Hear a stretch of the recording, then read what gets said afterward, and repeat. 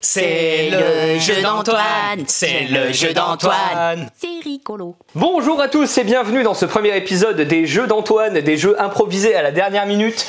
Un format qui devrait popper comme ça plus ou moins une fois par mois ou quand on en a envie. Oui. C'est bien ça. On aura toujours deux challengers que seront Alice et Alex et en fin de saison, il y aura donc un gagnant ou une gagnante. Mais pour ce premier épisode, eh bien vous ne prendrez aucune avance puisqu'il s'agira d'un jeu coopératif. Ok. Donc, on va simplement essayer de voir combien de points vous êtes capable de faire. Vous allez essayer de faire le meilleur score possible. C'est un jeu qui est inspiré d'un jeu de société qui s'appelle une patate à vélo. Ah oui. Patate à vélo, on met un cas de figure un peu rigolo comme ça et puis on imagine est-ce que ça se peut ou est-ce que ça se peut pas, et le but du jeu c'est d'essayer d'être d'accord sans se concerter. Là je vais vous donner des petites fiches avec des noms de jeux de société et je vais compter jusqu'à 3 et vous allez révéler parmi les deux jeux de société celui que vous souhaitez. Le but du jeu soit que vous choisissez le même sans vous concerter, et on commence tout de suite avec ici Planet Unknown et Narak. Vous pliez du bon côté et vous montrez à la caméra. Dans 3, 2, 1. Oh, il a changé au dernier moment. Non, Vous êtes parti sur du Narak, c'est un point pour vous. Vous pouvez mettre ce papier de côté. Ah, c'était chaud 3-2-1 là. Un point. J'étais tendu. Hein, mais Pour vous en équipe, profitez-en parce qu'après vous serez l'un contre l'autre. Nous continuons avec King Domino et Biomos. 3, 2, montrez.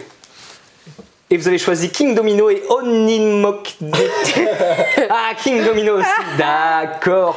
Excellent. Vous me surprenez, je m'attendais à plus de... Ah, c'est bon. Je suis presque déçu. On est Je suis synchro. presque déçu. Ok, vous allez devoir désormais choisir entre Jaipur et Perfect Words. Je vous laisse vous coordonner C'est bon.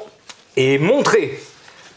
Ils ont choisi Jaipur Non, tous c'est les vrai. deux. Incroyable, magnifique. l'autre. Quelle connexion entre ces deux ludicaires, c'est fou. Vous allez désormais devoir choisir entre Top 10 et Esquisser. Oh. C'est bon. Bon. Ok. Top 10 pour les deux joueurs. C'est fou. Ok. Je sais pas si je dois vous admirer ou si je suis complètement déçu que ça ne crée pas la zizanie entre vous deux, mais c'est très beau ce qui se passe. Micro Macro et Takenoko. Même pour moi, c'est dur. Ça va aller pas de de moins déco, en là. moins facile. C'est moi, c'est bon. Je suis avec l'instinct. Tu sais. Bon. Bon. Allez. Et c'est Micro Macro et Takenoko. J'ai hésité. J'avais les deux. C'est un J'avais échec, les deux. c'est votre premier échec, c'est votre premier échec. Je peux pas, voilà. Faroé et Trio. J'allais répondre dans ça. Mais oui, mais du coup, on fait quoi? On fait quoi? Les derniers que j'ai créés sont vraiment Je suis pas très sympas. désolé pour l'autre. Ok. Trio et Faroé. Mais j'aurais été sûre. Je me suis dit, soit je m'adapte à lui et je mets son favori, soit. Non. Désolé à Cocktail Games, mais ouais, Faro. Vous êtes donc à 2 dissonances. Ouais. Ouais. Vous allez devoir choisir entre Captain Flip et Everdell. Alex, Qui se on doit. pliera aux exigences de l'autre. Alex. C'est bon. C'est bon. Nous avons Everdell et Captain Flip de ce côté. Voilà, oui, de la zizanie. C'est ce que je veux voir, vous allez devoir choisir. Et là, je suis désolé, entre Kaori et la bête. Ah non. Je suis désolé, il faut Ah non. choisir. Il faut choisir, c'est le jeu. Ah non. Plus que 2 après ça.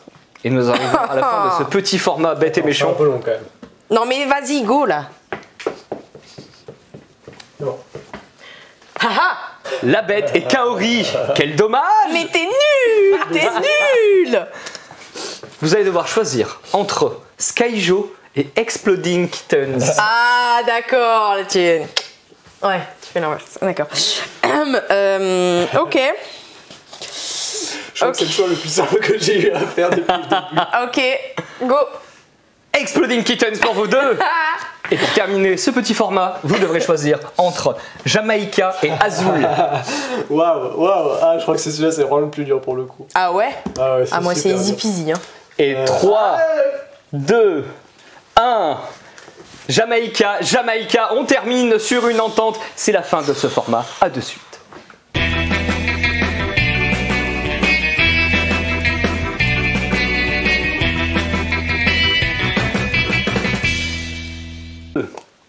Bonjour bonsoir, bonjour, bonne joueuse. Bienvenue dans cette vidéo du vendredi. Salut Antoine. Hello, bonjour tout le monde. J'espère que vous avez apprécié ce petit jeu. Nous, franchement, c'est bien amusé avec Alice. Ah, cool. Pour info, on n'était pas au courant. Hein. C'était pas un truc qu'on avait préparé.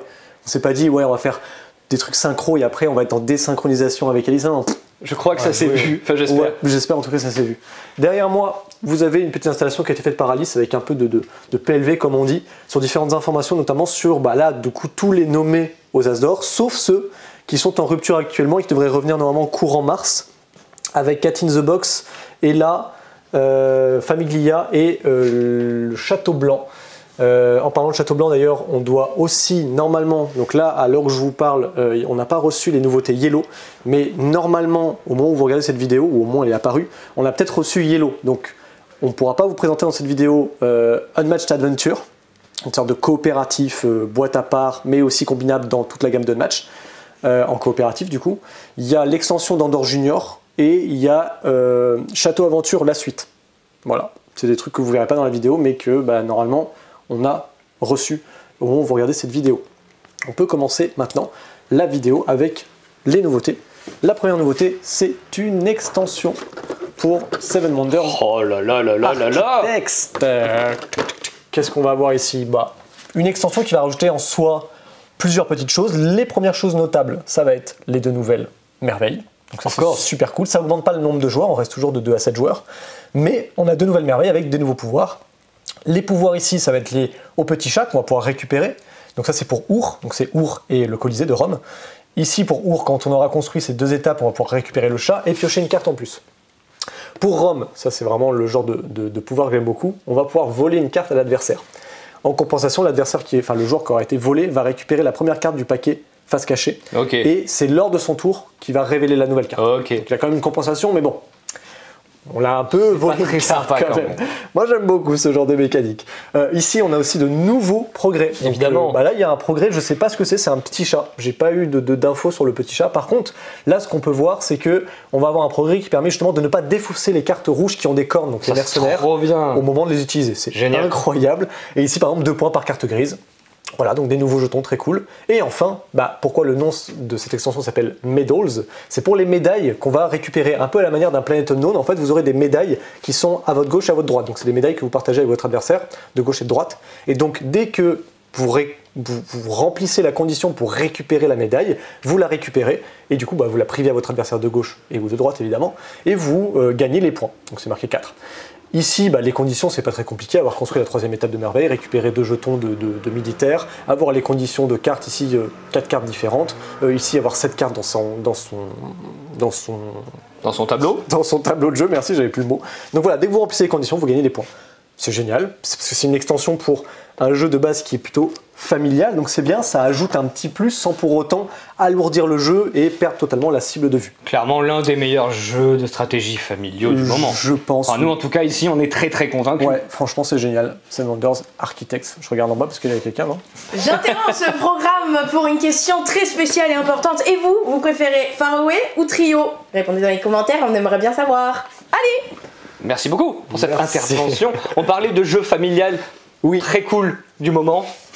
Bon, il est arrivé la semaine dernière en retard. Il est arrivé la semaine dernière en retard. Heureusement, Maxime des Nomades du jeu m'avait prêté sa petite boîte de démonstration, donc j'ai pu vous l'expliquer. Et là, enfin, on a reçu No Cat and Flip. Je suis super content parce que je pense que ce jeu, de toute façon, il sera forcément dans mes coups de cœur de fin d'année parce que c'est le jeu que j'attendais le plus cette année. Je suis content qu'il soit là dès le début parce que il va normalement pouvoir s'imposer tout le long de l'année. Et j'espère qu'on en aura toujours à la boutique. Ça annonce un super 2024. En tout cas, il a déjà le petit coup de cœur. Jeu des cartes Bordeaux, évidemment. Carrément. Et maintenant, on va enchaîner avec tes présentations. On parle justement de Captain Flip en disant que c'était une formule de jeu qui, en soi, n'était pas révolutionnaire, mais qui fonctionne effroyablement bien. On pourrait presque dire la même chose de Écosystème Océan. Très facile à expliquer, très facile à jouer. Évidemment, il est dans le même style que son grand frère Écosystème Forêt. Donc c'est un jeu de Matt Simpson et Messa Schumacher. pour 1 à 6 joueurs, des parties d'environ 20 minutes. J'y ai joué, effectivement, c'est à peu près ça, à partir de 8 ans, et c'est Ori Games qui nous propose ça en France. Ici, nous sommes sur une fin de partie, puisqu'en fait, eh bien, il s'agit de créer son tableau de 5 sur 4. On a donc un tableau individuel, où nous avons chacun le nôtre. Donc ici, bah, admettons, c'est mon tableau de fin de partie.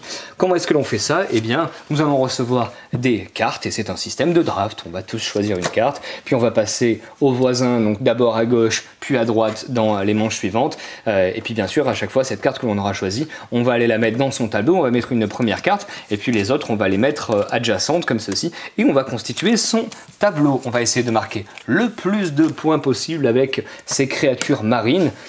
Il y en a quand même tout un tas. Heureusement, il y a une petite aide de jeu qui est très bien faite qui vous rappelle comment est-ce qu'on peut marquer des points avec chacune. Il y en a qui vous feront marquer des points bruts, qui vous donneront des petits bonus, comme par exemple la pieuvre, c'est 3 points, et elle vous permet de déplacer une autre créature avec ses grandes tentacules moches. Regardez la tête qu'elle a. Je l'aime pas du tout. On va avoir le poisson clown qui vous fera marquer 2 points pour chaque plancton et corail adjacent. Et puis par exemple, pourquoi pas, je cherche voilà, la tortue marine, 2 points pour chaque ligne et chaque colonne d'au moins une tortue. Donc vous allez essayer en toute logique d'essayer de les mettre un peu en diagonale comme ceci. Bref, vous allez essayer donc de créer votre petit écosystème. C'est vraiment hyper thématique. Essayez de marquer le plus de points en fin de partie. Alors le scoring est très malin puisqu'on a un petit bloc comme ceci. On va d'abord regarder eh bien, le score de chacune des créatures, des espèces. Donc combien est-ce que je fais de points avec le corail, avec le krill, avec le plancton, puis les bleus, puis les rouges. Ensuite, on va compter le total du vert. Donc ce sont les producteurs, le total du bleu, ce sont les espèces qui sont des proies, et le total du rouge, ce sont les prédateurs, et on va rescorer notre score le plus bas. Et on va donc l'ajouter, avoir un total. Ça, c'est hyper malin. C'est hyper malin parce qu'en fait, ça vous empêche d'oublier un type de créature. Vous dites, bah moi, les prédateurs, je pense que j'arriverai pas trop dans mon tableau à la faire marquer des points. Je ferai au total que 3 points avec mes prédateurs parce que j'en ai pas beaucoup mis. Bah, vous aurez un bonus de plus 3. C'est pas génial parce qu'un bon écosystème, il faut un peu tout dedans. Je trouve que c'est hyper thématique. Les règles sont incroyablement simples. Là, vous pourriez presque jouer si je vous distribuais des cartes. On va continuer avec un autre jeu qui est tout aussi simple à expliquer, c'est Canon Zoudou. J'interromps ce programme pour vous poser une question très importante. Azul ou Jamaïca? Pas facile. Azul ou Jamaïca, pas facile. Vraiment pas facile. Canon Zoudoublon, un jeu de pirates yo-ho-ho, un jeu pour 2 à 6 joueurs pour des parties d'un quart d'heure, vraiment grand maximum à partir de 8 ans. C'est un jeu de Bryce Brown et Paul Vermeesch.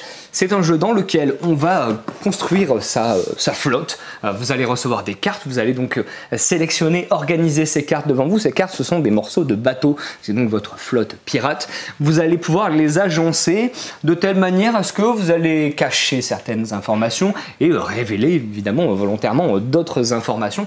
Pourquoi? Parce que les informations qu'on peut y trouver, par exemple, c'est l'argent, les doublons stockés sur votre bateau. Ça en fera donc potentiellement un bateau très alléchant pour les autres joueurs. Et donc là, ce que vous allez faire, c'est que vous allez l'armer avec des canons et finalement c'est un piège. Ou à l'inverse, vous allez cacher vos canons. Bref, vous avez compris un petit peu ce qu'on peut y faire. Alors, je ne rentre pas dans les détails, mais il y a tout un tas de petites cartes. Il y a des cartes pièges, il y a également des cartes de pirates qui vous donnent des petits pouvoirs. Bref, dans un premier temps donc, on construit sa petite flotte et puis on va s'attaquer les uns les autres, on choisit. Évidemment, parmi vos bateaux survivants, vous allez pouvoir encaisser les doublons qui ne vous auront pas été subtilisés. On va passer par là-bas au rayon des jeux à 2. On a reçu également Marabunta, un jeu uniquement pour 2 joueurs, un jeu du docteur Rainer Knizia. C'est illustré par, on l'a dit tout à l'heure, Ingrid Desmith. C'est chez les Space Co, donc c'est les Space Cowboys, pardon. Donc c'est dans la même gamme que tout ce qu'on a ici. Même gamme, même format. Même format, ouais. Botanic, Splendor Duel, T42 et Jaipur. Donc là, on a un nouveau jeu, pour le coup, qui je trouve s'installe très bien dans le jeu à 2 et aussi pour tous les fans un peu de jeux de conquête. Parce qu'en général, les jeux de conquête à 2, ça marche pas vraiment. Il y a toujours cette espèce de triangle finalement, où à 3 ça marche mieux, 4, 5, un petit peu comme Small World. Là, en plus, on a un matos qui est hyper bien foutu, puisqu'en fait, c'est du plateau effaçable. Donc on a 3 petits plateaux qui vont créer le plateau central. On va avoir 2 plateaux qui correspondent en fait au plateau des joueurs. on va avoir des dés et on va avoir des petites tuiles. Donc c'est très minimaliste, tout rentre dans cette petite boîte, c'est très très bien fichu. On va avoir un jeu dans lequel on va avoir du coup des valeurs qui on va rentrer dans différentes zones ici. Et chaque zone est représentée également par une feuille et c'est ce qui va vous permettre de marquer des points. Parce qu'en fait durant la partie on marque des points, mais c'est aussi un système de majorité où à la fin de la partie, vous aurez un calcul à faire en fonction des valeurs que vous aurez rentrées dans chaque zone et vous gagnerez autant de points si vous êtes majoritaire que de points de votre couleur dans chaque feuille. Donc du coup, il va falloir essayer de vous spécialiser dans des couleurs ou au contraire d'essayer de bloquer l'adversaire en vous mettant un peu partout. Ça s'appelle Marabunta et en tout petit, c'est marqué Roll and Divide. Pourquoi? Parce que c'est clairement la mécanique du jeu, Roll and Divide. C'est-à-dire qu'en fait, le premier joueur va commencer par révéler une première tuile ici, parmi plusieurs. Ici, on a une tuile qui a un effet qui permet d'activer 2 fois le symbole d'un dé. Donc on va révéler cette tuile-là. Le premier joueur va tout simplement lancer les dés. Sur les dés, qu'est-ce qu'on va avoir? On va avoir des petites caisses qui sont en fait des bonus que vous allez pouvoir cocher sur votre fiche, entre guillemets, votre tableau de joueurs. Et quand vous cochez un certain nombre de bonus, vous aurez accès à une action particulière. On va avoir également des petits drapeaux comme ceci. Ça renvoie en fait aux feuilles de couleur. Donc si jamais j'ai ce dé-là, ça me permet de faire un point dans la couleur qui correspond. Donc là c'est jaune par exemple. Et enfin on a des valeurs qui sont liées aussi à des couleurs. L'idée c'est qu'en fait je vais lancer les dés et en tant que premier joueur, je vais créer un groupe avec du coup un groupe avec la tuile et un autre groupe avec sans tuile. L'idée c'est que je vais essayer de faire une proposition qui va créer un dilemme pour mon adversaire. Donc là ce que je pourrais faire par exemple c'est on va dire allez ceci, voilà, typiquement hop. Je crée 2 groupes de dés. Et mon adversaire va en choisir un des deux, il va faire les actions avec ces dés-là, et moi je prendrai ce qui reste et je ferai ces actions-là. Donc c'est marrant parce que je suis premier joueur, mais en fait je joue en deuxième. Mais j'ai créé le dilemme en fait, j'ai créé 2 groupes de dés. En admettant que mon adversaire prenne ceci, il va pouvoir du coup utiliser un dé 2 fois, donc il pourra cocher 2 fois un bonus, ou cocher 2 fois un petit point en blanc, ou 2 fois un petit point en jaune. L'idée c'est quoi? C'est que s'il prend par exemple le joueur bleu, ça, il va pouvoir cocher des bonus. Alors les bonus, je vous les montre ici sur mon plateau, ce sera plutôt le joueur bleu qui le fera à ce moment-là. Ici les bonus, en fait, vous allez les cocher, c'est des petites caisses en fait que vous avez ici. Si par exemple le joueur décide de mettre une... Pardon, je suis gaucher donc c'est compliqué. Mais en admettant que le joueur coche 2 caisses, hop, il va pouvoir mettre une valeur 1 sur le plateau. Alors au début... Je me bats avec les reflets. Ouais, t'inquiète. Ouais, effectivement, le plateau étant glacé, ça va faire un peu de reflets, désolé. Quand on va rentrer des valeurs, les valeurs, on les met absolument où on veut, mais ça va nous coûter des fourmilières. Les fourmilières, c'est ce que vous avez ici au début, vous en avez 2. Quand vous mettez votre valeur n'importe où, mettons, là c'est un 1, je le mets n'importe où parce que c'est la première à placer. Je fais un 1, ici je suis gaucher, désolé, ça ressemble à rien. Je vais le faire très vite. Hop, voilà. Mettons, je mets un 1 ici. Comme je ne respecte pas la règle d'adjacence d'une valeur, et du coup je coche la fourmilière pour indiquer que j'utilisais un joker pour placer où je veux ma première valeur. Ensuite, les autres valeurs que je mettrai, que ce soit des 0, des 1, des 2 ou des 3, ils devront être forcément adjacents. En plus de ça, les valeurs, quand on les rentre, elles ont des valeurs ici indiquées, ils ont des couleurs indiquées sur les dés. Donc là, par exemple, c'est un 3 que je peux mettre en vert. Pour le coup, là, ça matche bien, je mets ce 3-là dans le vert. Le 1 devait être en orange, par exemple. Ça, c'est quand on rentre des valeurs, il faut toujours respecter les couleurs. Si on souhaite le mettre ailleurs, et pas adjacent à une autre case qui nous appartient, dans ce cas-là, il faut cocher une fourmilière. Des fourmilières, on n'en a que 2, donc il faut les utiliser judicieusement. Donc je disais, les caisses permettent d'obtenir des bonus qui nous permettent, entre autres, de rajouter des valeurs, mais aussi de gagner des points, etc. Les... petites bannières ici permettent de mettre un point. Donc là, par exemple, je pourrais colorier un point de ma couleur dans la feuille qui correspond. Une fois que le joueur adverse a fait son lot de dés, moi aussi je vais résoudre et donc je vais rentrer mes différentes valeurs. C'est comme ça en fait que vous allez pouvoir gagner des points en majorité. Ce qui est intéressant, c'est que les valeurs vous servent à avoir une présence sur le lieu. Les bannières vous servent à augmenter les points de la majorité sur lequel vous êtes présent. Et les bonus permettent justement de pouvoir contourner la malchance des dés que vous aurez à obtenir que des 0 et des 1 qui ne sont pas des grosses valeurs pour le coup. Au fur et à mesure de la partie, vous allez voir, vous allez cocher de temps en temps des petits gâteaux. Les gâteaux, c'est les choses que vous cochez quand vous les cochez sur le plateau. Quand vous arrivez à mettre une valeur, mettons ici, du coup vous cochez le gâteau et vous le cochez ici. Au début, les 3 premiers vous rapportent rien, mais plus vous allez monter, plus ça vous rapporte des points. Quand vous gagnez des points bruts, vous les cochez ici et ça vous indique le nombre de points que vous gagnez. Vous voyez, c'est quand même assez bien optimisé au niveau du matos. C'est très bien fait. La partie peut prendre fin de 3 manières différentes. Soit on a coché tous les gâteaux. Dans ce cas-là, c'est la fin de la partie. Soit du coup, on aura rempli entièrement une feuille avec des points, rouge ou bleu, qu'importe. Mais dès qu'une feuille est remplie, ce sera la fin de la partie. Soit du coup, il n'y a plus de place pour rentrer les valeurs parce que toutes les cases sont prises. Dans ce cas-là, c'est aussi la fin de la partie. Ce qui est intéressant, c'est que, on l'a dit, il y a une tuile qui est révélée, mais ensuite cette tuile-là étant utilisée, on la défausse et on en révèle une nouvelle. En tout, il y a 8 tuiles, et en fait, la dernière, c'est une tuile qui est recto-verso. Et c'est une tuile qui, à chaque tour, va cocher un gâteau. Donc en fait, ça accélère la fin de la partie. Donc au mieux, je pense que vous pouvez faire 12 parties. Enfin, 12 parties, pardon. 12 tours de jeu. 12 parties, j'espère pas, parce que finalement, vous allez vous dire, ok, mais une fois qu'on connaît le plateau, est-ce qu'il n'y a pas un moyen d'optimiser tout ça pour essayer d'accroître la rejouabilité? Eh bien si, parce que déjà vous avez votre propre plateau joueur qui va pouvoir se pivoter et du coup vous n'avez pas les mêmes pouvoirs, donc forcément pas les mêmes stratégies. Et ensuite on a un plateau qui est recto verso et donc forcément le plateau n'est pas constitué de la même manière, notamment sur les majorités de couleurs, ça va changer beaucoup de choses. Ça c'est vraiment top. Voilà, je trouve qu'on a un petit format, un petit jeu de conquête que pour deux finalement qui va avoir une bonne rejouabilité, pas forcément de défaut, si ce n'est que finalement tout fonctionne très bien. C'est un beau plateau avec une rejouabilité, mais c'est aussi un plateau qui est effaçable. Donc c'est pas des trucs que vous allez gaspiller un peu comme des roll and write et vous dire du coup qu'est-ce que je fais de ma feuille, maintenant j'en ai plus, on peut plus jouer, est-ce qu'il fallait que je les imprime avant? Non, tout est très bien pensé, puis c'est très minimaliste. On l'embarque où on veut. Donc Marabouta est maintenant disponible à la boutique. Je passe par ici parce qu'on va vous montrer également qu'on a reçu ceci, donc c'est distribué par... Ça c'est sorti il y a quelques semaines, mais bon, on les a reçus là. Distribué par Neoludis, ça s'appelle les Pitch Games. Dans les Pitch Games, on a plusieurs sports. Là, pour l'instant, on a rentré la fléchette et le basketball, mais il me semble qu'il y a le foot, le soccer. Il y a le cornhole. Le cornhole. Qui n'est pas un sport en soi, mais qui est un jeu où on jette des trucs dans des cibles. Donc ça fait sens. Cornhole et soccer, du coup, je crois que c'est ça. Ok, donc ceux-là sont commandables. Ça se trouve, je viens de me mettre à dos la Ligue internationale de cornhole en disant que c'était pas un sport. Je réalise. Ça se trouve, derrière, il y a vraiment tout un délire, il y a toute une organisation. C'est très probable. Donc ça, en tout cas, on les a aussi rentrés. Donc c'est des jeux de pichenette, en fait, mais qui vont reprendre, qui vont plutôt adapter le plateau et le jeu et les règles par rapport au sport en question. Voilà. N'hésitez pas à nous les demander si on a dans la gamme qui vous intrigue, qui vous intéresse. Pour nous, en termes de merch, comme vous le voyez, c'est pas ce qu'il y a de plus simple. Non, donc on ne sait pas trop comment se positionner dessus. S'il y a de la demande, si ça vous donne envie, faut nous le demander parce que ça se commande. Tout à l'heure, j'avais dit qu'il y avait les As d'or là-bas, ils ne sont pas tous, parce que derrière moi, vous voyez aussi qu'il y a les As d'or enfants, qu'on a plutôt mis dans la catégorie enfants, parce que là-bas, c'est tout ce qui est jeu de stratégie, jeux qu'on peut retrouver un peu dans la boutique de manière générale. Le rayon enfant, il est, on va dire, en présentation avec les As d'or enfants également. On n'a pas de chouchou, je crois pas, d'As d'or enfant. Il me semble pas. On va se retrouver derrière le comptoir du coup. Et bienvenue derrière le comptoir. J'interromps ce programme pour une question spéciale. Micro macro ou takenoko? Oh, c'est dur. Hein. Et là, je peux pas disparaître. Donc, du coup, je vais faire mon travail et je vais vous présenter les retours en stock. Quel est le malade qui a inventé des choix comme ça? Micro macro ou takenoko? Il faut l'enfermer dans le garage, la tête en bas. Ouais. Retour en stock. On a Radlands. Hop, jeu à 2. Encore un jeu à 2. Dracula versus Van Helsing. Oh, encore un jeu à 2. Skyteam. Tout le monde l'attendait.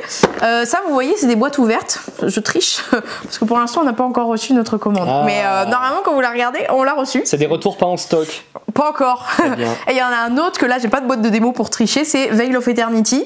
Voilà, que tout le monde a adoré fin décembre. Donc on me le demande tout le temps.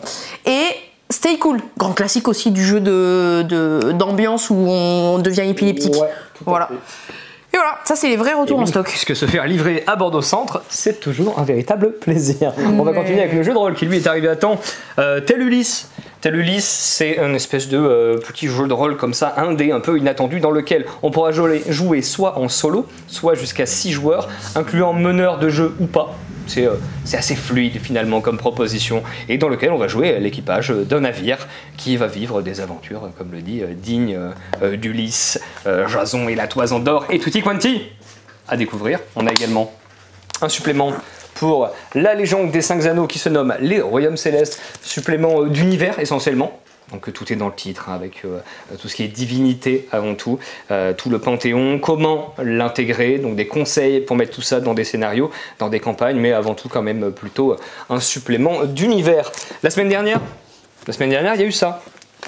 Ça arrivé à temps, c'est juste qu'avec Alex on a oublié d'en parler. Bon, ça arrive, je suis désolé. Par contre vous, joueurs de Magic, pour la plupart, vous ne vous y êtes pas trompés. C'est la nouvelle extension de Magic, donc avec ses commandeurs, ses 4 commandeurs. Ça bouge pas, c'est devenu classique. Une extension 4 commandeurs.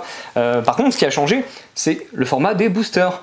Parce que peut-être qu'ils se sont rendus compte chez Magic qu'il y avait eu trop de formats de boosters différents et que d'un côté les boosters de draft qui sont en fait les boosters classiques historiques et d'autre part les boosters d'extension et puis après les collectors, bon, les remasters, etc. c'est un petit peu compliqué. Alors ils n'ont pas tout viré, mais ils ont fusionné les boosters draft, donc les boosters classiques et les boosters d'extension et ça donne ce qu'ils appellent le booster de jeu. Je pense que c'est peut-être la bonne solution. En tout cas, voilà, donc cette extension meurtre au manoir Karlov nous fait retourner sur Ravnica, mais là, pas question de se plonger sur l'histoire des guildes, puisque, vous l'avez deviné avec le titre, nous sommes sur une histoire un petit peu à la Cluedo, une histoire d'enquête et de meurtre dans un grand manoir. Hop, on a tout dit. Oui, il faut maintenant, recoucou, faut parler de Cannes, parce que c'est la semaine prochaine. Donc pas de vidéo la semaine prochaine, on sera là-bas, donc on pourra vraiment pas se le permettre. Bah Par oui, contre, on sera pas ici du coup. le Instagram. Oui, j'y suis, donc du coup, attendez-vous encore à ce que ça balance 300 stories par jour. Non, peut-être pas, mais sinon je meurs. Mais à peu près au moins une centaine. Hein. Ouais, pas loin. Hein. Ouais, une centaine par jour normalement, au moins. Par contre, oui, je meurs le soir, ça c'est une réalité, mais c'est pas grave, c'est pour vos beaux yeux. Alors regardez. Je fais pas ça pour Ouais, mettez-lui des petits cœurs, qu'elle se sente soutenue. Nous, on la voit bosser à Cannes à chaque fois et c'est juste impressionnant. Le travail qu'a Alice sur l'Insta, mais tout le monde le dit, et surtout les gens dans le milieu qui font des Insta sont bluffés par ton travail et enfin, voilà, on comprend totalement pourquoi. Ça vous permet de voir la plupart, si ce n'est la grande majorité, si ce n'est l'écrasante majorité des jeux qu'il y aura présents à Cannes.